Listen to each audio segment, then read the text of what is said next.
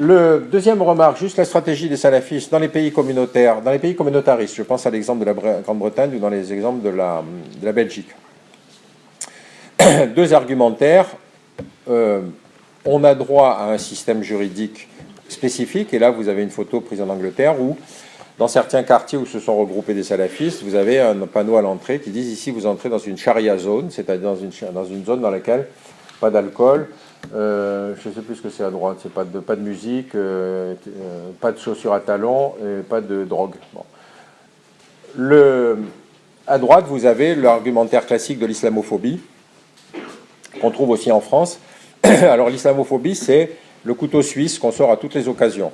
Pourquoi je vous dis ça? Parce que moi, quand je faisais l'enquête sur la contre-radicalisation en France, donc, ce qui me frappait, c'est le processus d'intégration des Français de culture musulmane. C'est-à-dire qu'aujourd'hui, vous avez des acteurs de cinéma, des écrivains, des banquiers, de tout ce que vous voulez, qui sont des gens dont vous savez par leur nom qu'ils sont d'origine musulmane.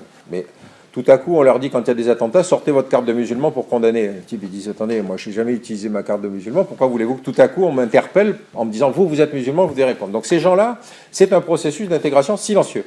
Par contre, évidemment, on est très intéressé par ce qui se passe chez les salafistes. Alors, qu'il y ait de la discrimination en France, c'est une chose, mais qu'on en fasse une espèce de thématique politique, pour dire, il y a de l'islamophobie un peu partout.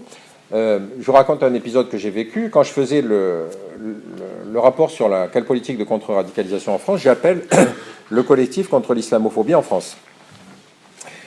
Et je leur dis, je voudrais vous rencontrer parce que je voudrais avoir votre opinion sur ce phénomène de radicalisation. Il y avait eu les épisodes Mera, Nemouche, etc. Donc, et la fille qui est porte-parole me dit, ah non, nous, ça ne nous concerne pas, seuls les actes islamophobes nous concernent. Enfin, quand il y a un épisode comme Mohamed Merah, c'est évident que vous devez faire un communiqué, etc. Elle me dit, non, ça ne nous concerne pas. Seuls les actes islamophobes nous intéressent. Je dis, c'est marrant, quand je parle avec vous, j'ai l'impression de parler avec le CRIF.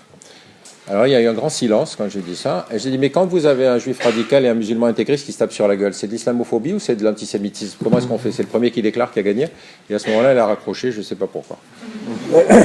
Et donc, on est dans ce système où, si vous voulez, il y a ce que Keppel appelle des entrepreneurs politiques, c'est-à-dire des gens qui disent, attention, tout ce que vous dites est de l'islamophobie.